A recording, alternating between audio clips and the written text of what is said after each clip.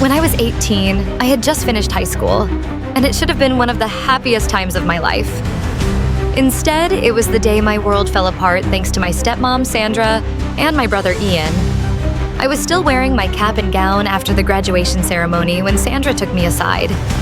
With that fake, tight smile she always had before delivering bad news, she said, "Amanda, I need you to know that the college fund your dad left behind won't be yours after all." Just like that, she dropped the news with no explanation or empathy. I froze, staring at her, trying to process what she'd just said. "What do you mean?" I asked. My dad had told me about the fund himself. He'd set it up for me when I was a kid. She didn't even flinch. She just shrugged and said, "Ian and I talked about it, and we think it would be better if the money went towards something more practical. Ian has a plan for it, and honestly, Amanda, you've always been more of a dreamer. College might not be the best fit for you." I couldn't believe what I was hearing. Ian had always been the golden child, and Sandra treated him like he could do no wrong. But this was a new low. "That money was for me. Dad wanted me to go to college," I said, my voice shaking. Ian, who'd been eavesdropping, came over and chimed in. "Amanda, calm down. You know I'll make good use of it. I'm planning to invest it, start a business. Dad would have wanted us to be smart about it. Besides, you can just take out loans like everyone else if college means that much to you." He said it so casually, as if I should just roll over and accept it. My hands trembled and my heart pounded in my chest. "You can't just take what's mine. That's stealing," I yelled. Embarrassed that I was making a scene, Sandra looked around and hissed, "Lower your voice, Amanda. This is family business, and you're being dramatic." I wanted to scream, but instead I just walked away. The rest of graduation day was a blur.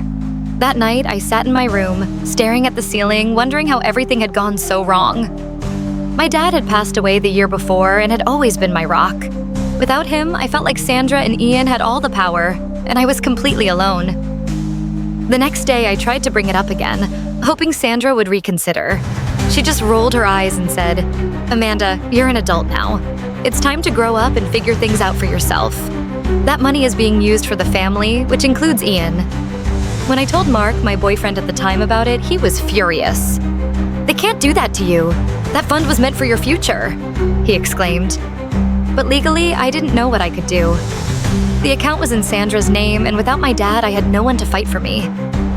Mark offered to help me figure it out, but I told him to let it go. I didn't want to fight a losing battle and make things worse, so I let it go, or at least I pretended to.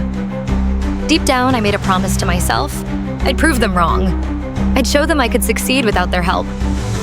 The next few years were tough, to say the least. I worked multiple part-time jobs and took classes at a community college to scrape by. I couldn't afford a 4-year university right away, but I was determined to finish my degree even if it took twice as long. Meanwhile, Ian was living it up. He'd started some business that was really just a fancy way of saying he was blowing through the money. Sandra constantly bragged about him, saying things like, "Your brother is so ambitious, you should learn from him." It made me sick. Mark stuck by me through it all, encouraging me to keep going even when I felt like giving up. By the time I transferred to a university, we were engaged. I'll never forget Sandra's reaction when she found out. "Are you sure you're ready for marriage, Amanda?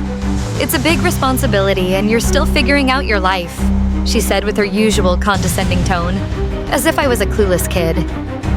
Ian, of course, chimed in with, "Yeah, maybe you should focus on your career, if you can even call it that." I wanted to snap back, but just smiled and said, "Don't worry about me. I'm doing just fine." Those years in university were some of the hardest of my life. I was constantly juggling work, classes, and trying to keep my head above water. Most days, I barely had time to eat a proper meal. I worked evenings at a coffee shop and weekends at a bookstore, and in between shifts, I crammed in studying wherever I could. It felt like I was living on autopilot, just grinding day after day. There were nights I'd cry in frustration, wondering if it was even worth it. But every time I thought about quitting, I'd hear my dad's voice in my head, reminding me why I started in the first place. That fund might have been stolen from me, but they couldn't take away my determination. It wasn't just the financial strain that made it hard. It was the emotional weight of feeling completely unsupported by my own family. Sandra and Ian never checked in on me. In fact, they acted like I didn't exist. Sandra was still throwing her little house parties, bragging about Ian and his big plans while I was eating instant noodles and scraping together rent. I'll never forget the time I ran into Ian at the grocery store. He was picking up expensive steaks, and I had a basket with canned soup and some store-brand bread. He looked at me, smirked, and said, "Still doing that whole struggling student thing, huh? You could have had it easier if you just played your cards right." I didn't respond. I couldn't trust myself to speak without blowing up. By my second year, things started to shift. I managed to land a paid internship with a local marketing firm, which felt like a lifeline. The pay wasn't much, but it was enough to let me cut back on one of my part-time jobs. Plus, it gave me real-world experience, and for the first time, I started to feel like I was building something for my future. But even then, it wasn't easy. My days were a blur of early morning classes, afternoons at the internship, and nights spent studying or working shifts at the coffee shop. My social life was non-existent, and I was constantly exhausted. One of the lowest points came when my laptop died a week before finals. I didn't have the money to replace it, so I borrowed an old one from a friend. It was so slow that just opening a document took forever. I remember sitting in the campus library at midnight, trying to finish a paper that was due the next day and just breaking down. I wanted to scream at the unfairness of it all. But then I thought about Sandra and Ian, how they'd probably laugh if they saw me struggling. And that gave me the push I needed to keep going. I wasn't going to let them win. It wasn't just the lack of support from Sandra and Ian. It was the way they'd go out of their way to humiliate me, especially in front of others. I'll never forget one Thanksgiving dinner. I had just started college and hadn't planned on going, but Mark convinced me to show up for appearances. I should have trusted my gut and stayed home. Sandra was hosting, and the table was packed with her friends and a few of Ian's business contacts. Everything was going smoothly until Ian decided to open his mouth. "So, Amanda," he said loudly, smirking as he leaned back in his chair, "how's that glamorous student life treating you? Still making lattes and scraping by?" A few of the guests chuckled nervously, probably unsure if he was joking. I felt my cheeks burn, but before I could respond, Sandra chimed in. "Ian, don't be mean," she said in that fake, syrupy tone she always used when she wanted to sound magnanimous. "Amanda's doing the best she can. Not everyone is cut out for success right away." The way she said it, with that little pause before doing the best she can, made it clear what she really thought. Mark was my anchor during those years. No matter how bad things got, he was always there to remind me why I was pushing through.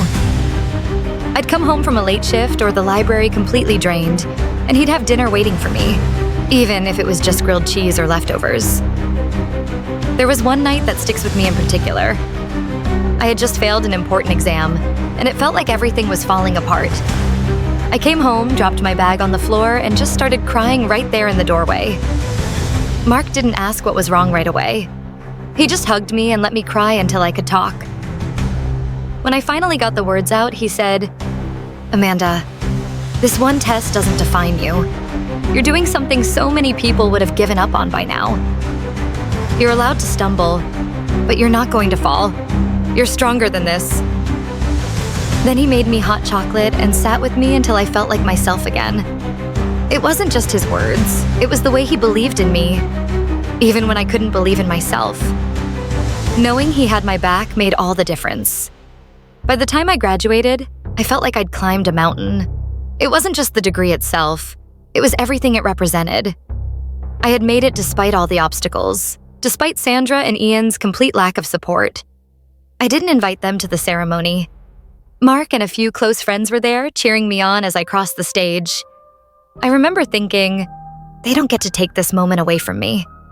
It was one of the proudest days of my life. Not long after graduation, I landed a job at a mid-sized marketing firm. It wasn't glamorous, but it paid well, and for the first time, I could breathe a little. Mark and I got married the following year, and not long after that, we found out I was pregnant with Lily. It felt like everything was finally coming together. I didn't hear from Sandra and Ian. It was like I didn't exist to them. Climbing the career ladder wasn't easy, but it felt like a natural continuation of the grit I'd built during college. I started at the bottom, managing small accounts no one else wanted. I worked hard, stayed late, and took on projects that weren't even in my job description. Slowly, people started to notice. My manager once pulled me aside after a big presentation and said, "Amanda, the way you handled that client, it's like you've been doing this for years. You've got a real talent for connecting with people." It meant the world to me, but it also stung in a strange way. Hearing praise from colleagues and managers, people who barely knew me, only highlighted how little I had ever gotten from my own family. I'd sit in meetings where my boss would brag about my work ethic or overhear coworkers saying things like, "Amanda's a star, she's going places." And a part of me felt empty. I kept thinking, why couldn't Ian have said something like that? Why couldn't Sandra have seen my worth? Instead, all I ever got from them were backhanded comments or outright dismissal. It was a hollow kind of sadness, knowing the approval I had craved as a teenager would never come from them. My life kept moving forward, and with every step, I felt like I was finally building something solid. After a few years at the firm, I landed a promotion to account manager, overseeing a team of my own. It felt surreal. Just a few years ago, I was struggling to pay for groceries, and now I was sitting in meetings with executives, presenting strategies I had developed. Mark was my biggest cheerleader through it all. When I got the promotion, he surprised me with a little dinner party at home. Just us and a few close friends. "You've earned this," he said, raising his glass to toast me. "No one deserves it more." Around the same time, we welcomed Lily into the world. The moment I held her for the first time, everything else faded away. I remember looking at her tiny face and thinking, I'm going to make sure you always feel loved and supported no matter what. Being a mom added a whole new layer of joy and purpose to my life. But while my world was brightening, Sandra's and Ian's was starting to crumble. Ian's big plans had fallen apart. His business tanked, and Sandra, who had always prided herself on her social status, suddenly seemed less confident. The whispers started to spread. They were struggling financially, and Ian was back living at home with Sandra. I'll never forget the day I ran into Ian and Sandra at the grocery store. It had been years since I had seen either of them, and honestly, I wasn't prepared for how different they looked. I was in the organic aisle, picking out some fancy cheese for a dinner Mark and I were hosting. Lily was in the cart, babbling about something, when I turned the corner and almost bumped into them. Ian was pushing a cart with just a few items, mostly canned food and a bag of rice. And Sandra was trailing behind him, looking worn out and older than I had ever seen her. "Amanda," Sandra said, her voice a mix of shock and awkwardness. Ian glanced up and his expression hardened when he saw me. I didn't know what to say at first. I was standing there with my cart full of high-end groceries, Lily giggling in her seat, while they looked like they were barely scraping by. Sandra tried to muster up her usual fake smile. "You're looking well," she said, her eyes darting to my cart. Ian just grunted, clearly too proud to say anything. "Yeah, things have been good," I replied casually, not wanting to rub it in but unable to hide the satisfaction I felt. It was a stark contrast from the last time we had crossed paths at a grocery store, when I was the one struggling and Ian was flaunting his success. After that run-in, things changed. Suddenly, Sandra and Ian were trying to get back into my life. It started with small things. Sandra calling to check in or sending me awkward messages on social media. "Hi, Amanda, just wanted to see how you're doing. It's been so long." She never outright mentioned our encounter at the grocery store, but the timing was too obvious to ignore. Ian wasn't as subtle. He sent me a text not long after. "Hey sis, we should catch up sometime. I've got some ideas I'd love to run by you." At first I ignored them. I didn't trust their intentions, and honestly, I was still too bitter to entertain the idea of reconnecting. But they didn't stop. Sandra started calling Mark under the guise of being a concerned stepmom, asking about Lily and how we were doing. Mark, being the kind-hearted person he is, told me, maybe they're trying to make amends. I wasn't so sure. It felt less like genuine interest and more like they had seen how well I was doing and wanted to latch on. Part of me wanted to confront them outright, but another part of me was curious to see how far they'd take it. It was a quiet Saturday afternoon when I pulled into the driveway and saw Ian and Sandra standing in front of my house. At first, I thought I was imagining things. They looked out of place like characters in the wrong scene of a movie. Sandra was clutching her purse tightly, her face tense while Ian stood with his hands in his pockets, looking everywhere but at me. Mark and Lily were at the zoo with his parents, so it was just me. I couldn't go with them because I had to finish some things at the office for an important meeting on Monday. I sighed, already bracing myself for whatever this was. As I stepped out of the car, Sandra's face lit up with that overly rehearsed smile I knew too well. "Amanda, what a coincidence," she said, as if they hadn't been waiting there on purpose. Ian gave me a stiff nod, still avoiding eye contact. "What are you doing here?" I asked bluntly, not in the mood for pleasantries. Sandra waved a hand dismissively, like my question didn't matter. "Oh, we just thought we'd drop by to catch up. It's been too long, don't you think?" I stayed quiet. Sandra plastered on her rehearsed smile, the one she used to soften bad news or manipulate people into doing what she wanted. "Amanda, sweetheart, we've been thinking about how proud your dad would be of you. You've done so well for yourself. Look at this beautiful house. You've really built something amazing." I stayed silent, my arms crossed. I wasn't falling for her flattery. After a moment of awkward silence, Ian cleared his throat and finally looked at me. "Yeah, what Sandra is saying is, we've hit a bit of a rough patch. Things haven't been easy, you know?" "Rough patch?" I asked, narrowing my eyes. "What does that mean exactly?" Sandra looked at Ian as if he had jumped into it too fast. "Oh, it's nothing too serious, just some financial hiccups. Ian's business didn't quite work out the way we hoped. And well, I've had some medical bills come up recently. We're just, how do I put this? A little strapped for cash at the moment." "And?" I pressed, already sensing where this was going. Ian shifted uncomfortably. "And we thought maybe you could help us out. You know, just a little something to help us get back on our feet." "Help you out?" I repeated, incredulous. "You're asking me for money?" Sandra gave an exaggerated sigh, her fake smile dropping. "Amanda, you make it sound so harsh. It's not like we're asking for charity. Just a loan. You're doing so well and it's clear you can afford it. We wouldn't even be asking if it wasn't really necessary." "Necessary?" I echoed, feeling the heat rising in my chest. "You mean like how it was necessary to steal my college fund? Or to tell me I'd never amount to anything? Is this one of those necessities?" Ian's jaw tightened.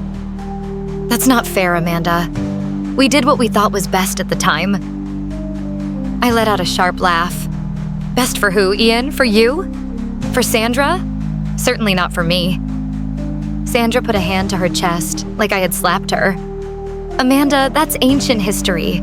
Can't we just move past that? We're here now, trying to make amends. Doesn't family mean anything to you?" "Family?" I shot back, my voice rising. "You mean the same family that left me to fend for myself? That made fun of me for struggling through college? That never lifted a finger to help me? You've got some nerve showing up here and throwing the word family around." Ian's face turned red, and his calm facade started to crack. "You're not being reasonable. You've got everything now. A house, a husband, a great job. We're just asking for a little help. You owe us that much." "Owe you?" I snapped. "I owe you nothing. Everything I have I built on my own, with no thanks to either of you. And now you think you can just waltz in here and guilt me into giving you money? Not a chance." Sandra's mask of politeness finally slipped. "I can't believe this," she hissed. "After everything we've done for you?" "Done for me?" I interrupted, laughing bitterly. "What exactly have you done for me besides making my life harder at every turn?" Ian lost his temper completely. "You're a selfish, ungrateful brat. We gave you a roof over your head and this is how you repay us?"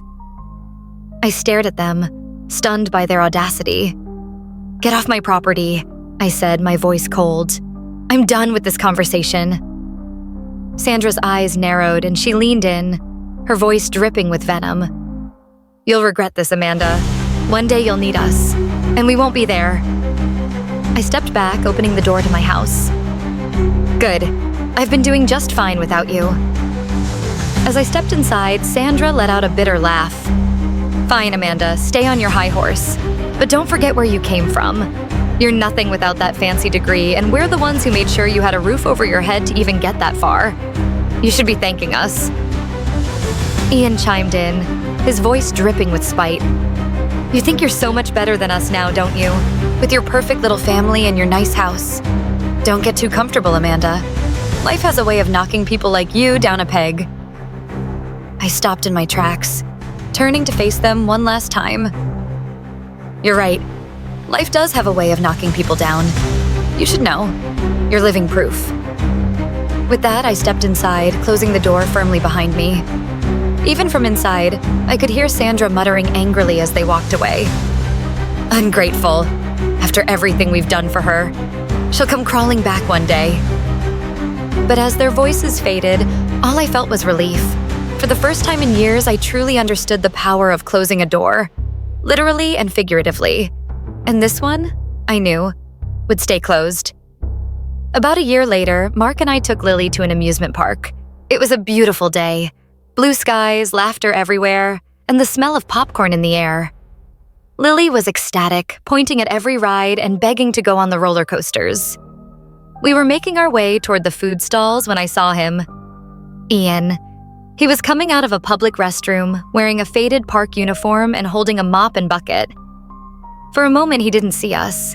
His head was down and he looked exhausted, his shoulders slumped. But then, as we got closer, he glanced up and froze.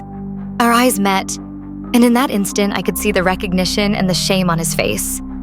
Before I could say anything, he turned on his heel and walked away, pushing the mop bucket in front of him as fast as he could. His posture was stiff, like he was trying to hold on to some shred of pride. I just stood there, watching him disappear into the crowd. Mark noticed my pause and looked at me. "Everything okay?" he asked.